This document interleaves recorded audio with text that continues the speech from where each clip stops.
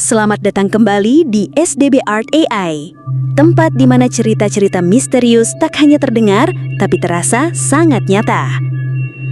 Kali ini kami hadirkan rangkuman 3 kisah paling mencekam yang pernah tayang di channel ini. Kisah tentang Ratu Laut Selatan yang melegenda, tentang mata ketiga seorang gadis indigo yang menyimpan kebenaran tersembunyi, dan tentang awal mula sosok wanita berambut panjang dengan lubang di punggungnya yang kini jadi ketakutan berjuta orang. Inilah kompilasi spesial Nyi Roro Kidul, Rania Gadis Indigo, dan Legenda Sundel Bolong. Siapkan ruang gelap dan pastikan kau tak sendirian.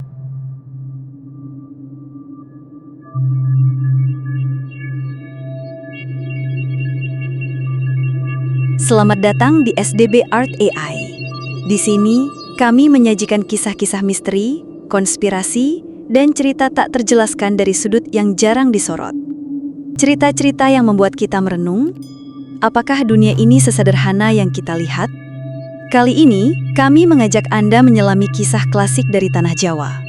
Sebuah legenda yang menolak dilupakan tentang Sang Ratu Laut Selatan, Nyi Roro Kidul. Pada suatu malam berkabut di pantai selatan Jawa, ombak memecah kesunyian malam. Angin dingin menyapu pasir hitam, membawa aroma belerang samar. Di bibir pantai, Parangtritis atau Jayanti, tergantung cerita, terdengar bisik-bisik tetua desa tentang sosok bertudung hijau muncul di tepi air, memanggil nama-nama yang tak dikenal. Warga lokal kerap diingatkan, jangan kenakan hijau, terutama jelang maghrib. Lagu-lagu kuno menyebut warna itu favorit Nyi Roro Kidul. Pada April dan Desember, ritual labuhan digelar, menenggelamkan kepala kerbau, bunga, dan kain hijau ke laut sebagai penghormatan. Pada tahun 2025, sebuah insiden ramai dibicarakan. Seorang turis Bulgaria tewas mendadak di pantai selatan, kabarnya mengenakan pakaian hijau. Saksi mengatakan ia ditarik arus deras tanpa jejak, meski kondisi ombak normal. Banyak yang kaitkan dengan kutukan Nyi Roro Kidul tanpa sadar. Malam itu, Wulan, gadis asal Bantul, berjalan sendirian di tepi laut. Warna kain hijaunya memantul redup saat lampu jalan padam. Dia sempat melihat sesosok putih berjalan di permukaan air, berkebaya panjang, rambut hitam tergerai. Wulan terdiam, lalu merasakan dorongan halus, kakinya melangkah sendiri, sebelum Galo menjerit dan dibawa arus. Pemuda yang menolongnya sempat menangkap aroma dupa dan kenanga samar. Kemudian tubuh Wulan ditarik keluar di depan kerumunan panik. Wulan hidup, tapi matanya selalu kosong saat memandang laut. Kini ia enggan kembali naik kapal atau menginjak pantai selatan tanpa teman. Beberapa fakta ilmiah juga turut menyertai kisah mistis ini. Ombak besar dan arus balik, rip current, di pantai itu tercatat paling kuat di Jawa Selatan. Banyak korban hanyut bukan karena badai, melainkan tekanan air yang melenyapkan pijakan pasir dalam sekejap. Namun, masyarakat menyebutnya ulangan dari ratu. Mereka yakin bertenaga pun tak cukup melawan kuasa Sang Ratu Laut. Selain itu, kabut tebal acak kali muncul mendadak. Cahaya lampu nelayan menjadi temaram dan suhu turun drastis. Di malam-malam seperti itu, penjaga menyarankan warga tak berteriak atau mengambil foto. Mereka percaya, itulah saat Nyi Roro Kidul mengundang kekasih barunya lewat bayangan samar. Pada 2025, video viral muncul. Sebuah bayangan putih melintas di langit pantai selatan. Namun Liputan 6 dan media fakta mengungkap video itu buatan CGI. Meski dibantah, banyak yang percaya katanya bukti halus yang tak bisa dijelaskan sains. Seorang pensiunan nelayan, Pak Jaya, pernah diseret arus ringan saat memancing malam. Ia terseret 2 meter ke laut, lalu kakinya dilepaskan setengah sadar, hanya beberapa detik, cukup untuk membuat kaki pergelap. Ia menyebut terdengar bisikan lembut memanggil namanya, "Jaya, mati bersamaku." Ia menolak, lalu sadar dirinya masih hidup dengan kaki limbung. Sejak itu, ia menolak ke laut selepas maghrib. Cerita serupa juga muncul di pantai Jayanti. Ada ritual pesugihan di tepi laut, menawarkan nyawa atau janji kekayaan kepada Ratu Kidul. Ritual ini sakti turun-temurun. Beberapa pelaku mengaku suara perempuan merayu dari laut, beberapa orang mengaku rumahnya terbakar setelah ritual gagal. Beberapa yang datang mengenakan hijau tak pulang selama berhari-hari. Semua cerita menambahkan lapisan keanehan. Namun yang membuat gempar, pada Juni-Juli 2025, beberapa pengunjung Parangkusumo, tempat ritual Keraton Yogya, menyaksikan tanah bergetar dan air laut memancarkan cahaya kehijauan. Suhu air naik drastis, padahal malam itu cerah. Lalu hembusan angin lembut beraroma bunga laut. Para saksi menyebut itu pertanda sang ratu muncul kembali. Dari sisi budaya, mitos perjanjian antara Panembahan Senopati atau Sunan di Jawa dengan Nyi Roro Kidul telah diekspresikan dalam tarian bedayah, upacara labuhan, dan baju hijau menjadi tabu. Pemerintah lokal dan keraton tetap mengadakan labuhan tahunan demi menjaga keseimbangan alam dan ruh. Kini, bayang-bayang gaib itu semakin real. Warga desa mendirikan pos pantau budaya, polisi para patrol malam dengan peringatan kuat, tidak berenang, tidak hijau, dan jangan jalan sendirian. Pulau kecil di pesisir disebut Gerbang Kidul, tempat di mana air laut membentuk pusaran saat ritual tiba, dipercaya sebagai pintu istana gaib Nyi Roro Kidul. Apakah semua ini sekedar mitos kuno? Atau sebuah misteri nyata yang menolak dijelaskan? Gelombang, kabut, arus balik, itu fakta. Namun bisikan, warna, dan penampakan, kisah jiwa yang tak bisa diukur. Seorang sosiolog dari Yogyakarta berkata mitos ini menjadi penanda kolaborasi manusia, agama, budaya, alam. Ia menegaskan mitos itu mengikat manusia agar tak merusak laut dan menjaga keharmonisan. Saat hujan badai, warga tetap datang, membawa sesajen, meletakkan bunga melati dan kain hijau dalam rasa takut tapi penuh hormat. Nyi Roro Kidul bukan hanya legenda, ia simbol kekuatan alam yang dipersonifikasi. Bagi sebagian, ia penjaga Laut Selatan. Bagi sebagian lagi, tak lebih dari mitos budaya. Namun tiap cerita korban yang mengenakan hijau, tiap malam kabut tebal tiba-tiba, setiap pria yang dibisik namanya saat memancing, itu bukan sekedar kebetulan. Itu adalah kisah nyata, kemisteriusan manusia versus misteri alam yang terus terulang di bibir pantai selatan Jawa. Maka, tataplah ombak saat senja. Jika kau mengenakan hijau atau berjalan sendirian, jangan langkahmu terlalu berat. Karena di balik gelombang itu, sang ratu mungkin sedang berdiri, menanti. Kisah ini bisa jadi hanya mitos bagi sebagian orang. Tapi bagi mereka yang pernah merasakannya langsung, ini adalah peringatan yang hidup. Bahwa tak semua yang ada di dunia ini bisa dijelaskan logika. Bahwa laut menyimpan rahasia, dan dalam diamnya, ada kuasa yang tak boleh disepelekan. Terima kasih telah menyimak di SDB Art AI. Jangan lupa subscribe untuk cerita-cerita misteri lainnya, dan ingat, selalu hormati alam, karena siapa tahu di balik ombak tenang, ada sosok yang mengawasi. Kali ini, kami akan membawa kamu menyelami perjalanan seorang gadis indigo yang hidupnya berubah selamanya sejak mata ketiganya terbuka. Ini bukan sekadar kisah horor. Ini adalah warisan gelap yang menunggu untuk dituntaskan. Sejak kecil, Rania tak pernah mengenal keheningan.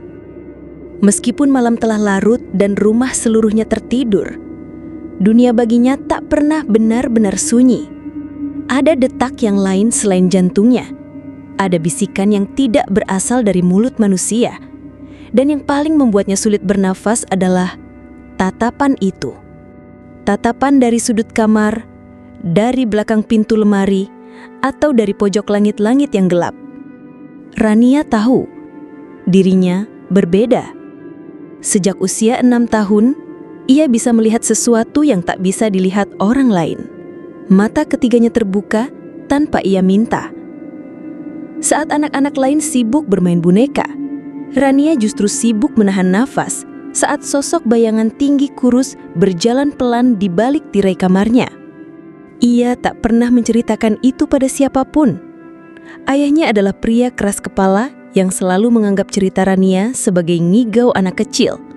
Sedangkan ibunya, perempuan pendiam yang terlalu sering sakit-sakitan, hanya menunduk setiap kali Rania mengadu bahwa ada perempuan berambut panjang duduk di atas atap rumah setiap malam.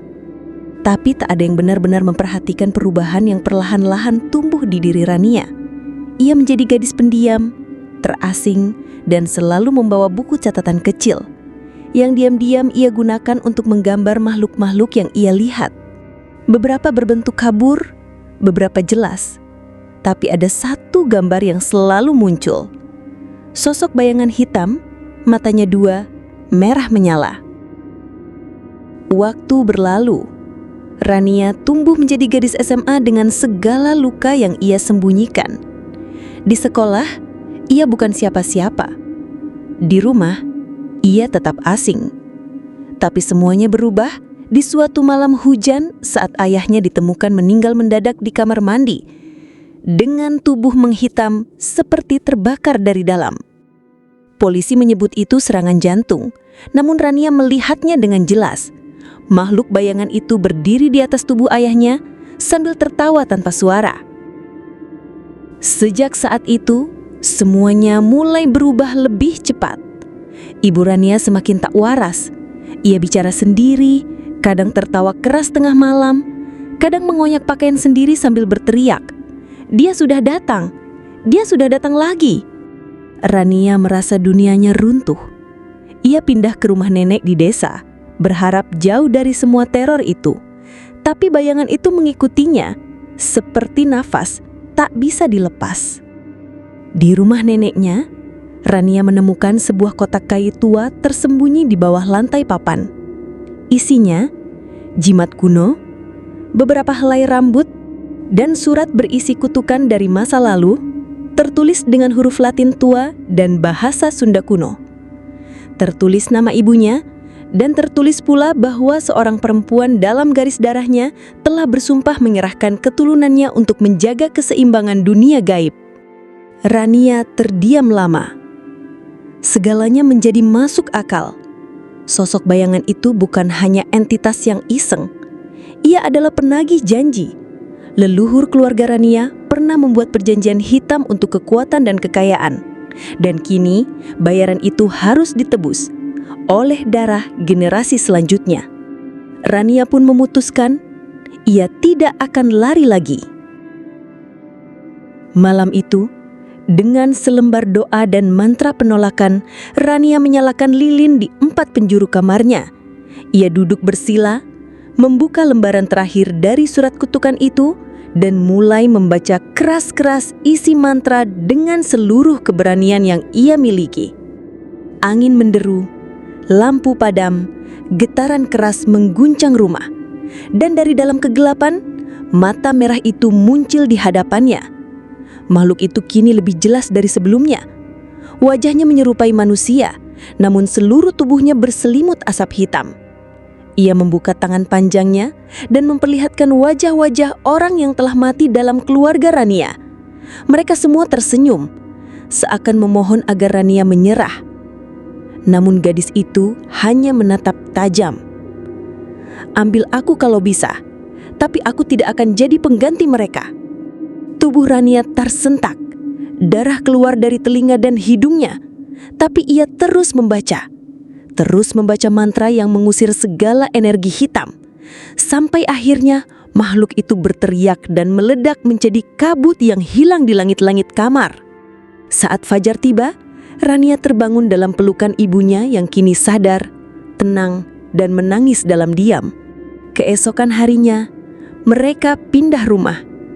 Nenek tak pernah lagi bicara tentang kotak kayu itu, tapi Rania menyimpannya sebagai pengingat.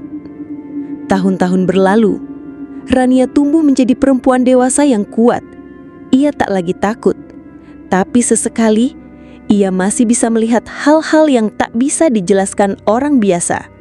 Mata ketiganya masih terbuka, tapi kini ia menggunakannya bukan untuk bertahan, namun untuk membantu orang-orang yang mengalami hal yang sama seperti dirinya. Karena Rania sadar, tidak semua warisan itu bisa dibuang.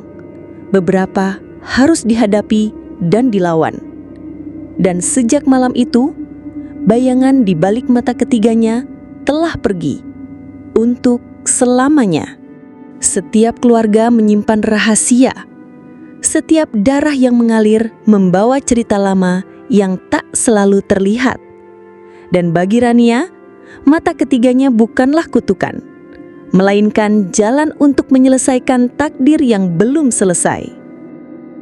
Inilah asal mula dari legenda paling menakutkan di tanah Jawa, Sundel Bolong. Pada masa kolonial sekitar tahun 1941, ketika kekuasaan asing masih mencengkram Indonesia dengan kejam, berdirilah sebuah desa terpencil di lereng gunung yang dikenal dengan nama Karangjati. Desa itu tidak pernah tercatat dalam peta resmi, dan sejarahnya menghilang seperti ditelan kabut.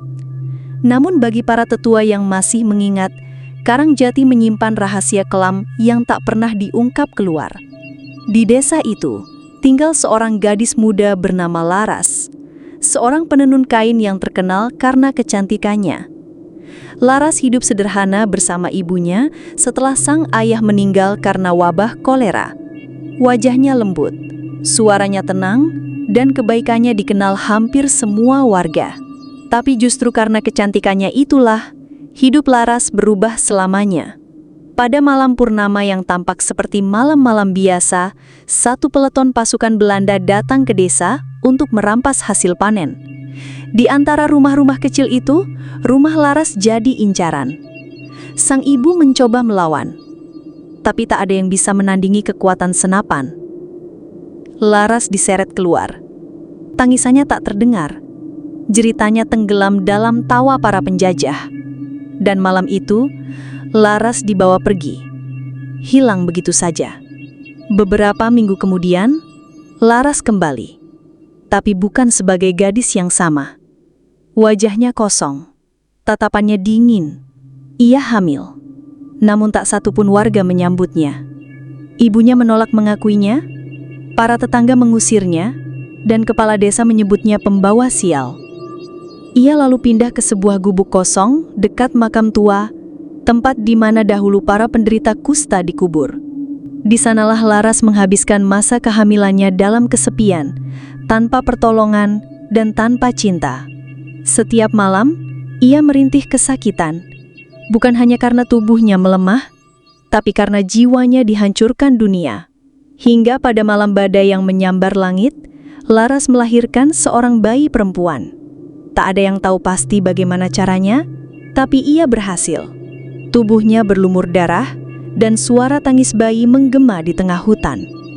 Seorang dukun tua, Mak Jemi, datang menghampiri dengan langkah berat. Ialah yang selama ini diam-diam memperhatikan Laras dari kejauhan. Tapi sebelum pertolongan datang, kabar itu sudah menyebar ke warga, bahwa Laras telah melahirkan anak haram. Dalam budaya desa saat itu, anak seperti itu dianggap anak setan, pembawa petaka. Maka dengan rasa takut yang membabi buta, warga mengepung gubuk kecil itu. Mereka membakar atapnya, melempari batu, dan menjerit seperti kerasukan. Dalam kekacauan itu, Laras terluka parah. Bayinya digendong paksa. Beberapa warga dengan kejam memutuskan untuk menguburkan bayi itu bersama ibunya agar kutukan berhenti. Dalam kondisi setengah hidup, Laras dikuburkan di lubang dangkal di tepi makam lama, bersama bayinya yang masih menangis. Tak ada doa, tak ada kain kafan, hanya tanah dan kebencian. Tapi dunia ini punya caranya sendiri untuk membalas. 3 hari setelah pemakaman, kejadian aneh mulai muncul. Ayam-ayam mati tanpa sebab, anak-anak jatuh sakit dan terus berteriak di malam hari. Satu persatu, warga mulai melihat sosok wanita berjalan di pinggir desa, dengan rambut panjang, pakaian putih, dan punggung yang terbuka lebar. Di dalamnya, lubang mengana dipenuhi darah, ulat, dan belatung yang menggeliat. Tak ada yang berani menyebut nama Laras. Tapi semua tahu, ia kembali. Pagi harinya, jenazah kepala desa ditemukan tergantung di pohon jambu. Lidahnya menjulur, matanya membiru. Di tanah di bawahnya ada jejak kaki perempuan tanpa alas yang masih basah. Dalam seminggu, 5 orang tewas dengan cara mengerikan. Seorang bocah tenggelam di sumur tanpa air. Seorang perempuan ditemukan terkubur hidup-hidup dengan posisi meringkuk seperti janin. Dan seorang dukun desa ditemukan di ladang dengan tubuh bolong di bagian punggung, seolah ditusuk dari dalam. Warga mulai pergi satu persatu. Karangjati perlahan sunyi. Alam menelan jalan masuk. Dan pada tahun 1955, desa itu tidak lagi ditemukan di peta. Puluhan tahun kemudian, saat pembangunan jalan tol antar provinsi melintasi area itu, para pekerja menemukan batu nisan tua tanpa nama. Di bawahnya, ada 2 jasad, tulang belulang seorang perempuan dan tulang bayi yang digenggam erat di dadanya. Setelah itu, musibah kembali datang. Truk kren meledak di proyek. Operator mengaku melihat wanita bolong melayang. CCTV proyek menunjukkan penampakan bayangan hitam berdiri di pojok gudang. Padahal tak ada siapapun di sana. Seorang jurnalis investigatif bernama Alia mencoba menelusuri kisah tersebut. Ia menemukan buku catatan milik Mak Jemi, dukun tua yang pernah melihat laras. Di halaman terakhir tertulis, ia mati membawa rahim yang penuh, tapi dunia menolaknya.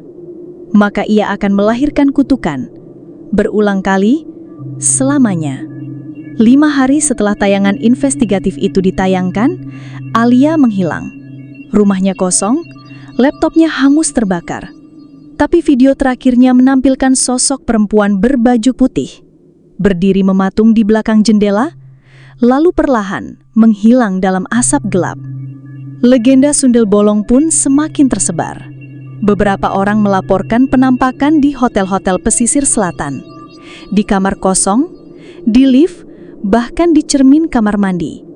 Konon, ia mencari bayinya yang dikubur bersama, atau mencari perempuan yang pernah mentertawakannya dulu.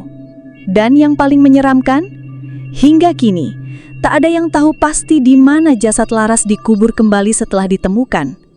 Kuburan itu tidak lagi tercatat, seolah hilang begitu saja. 3 kisah, 3 dunia, 1 kenyataan. Bahwa misteri bukan sekedar dongeng. Mereka hidup di antara yang hidup.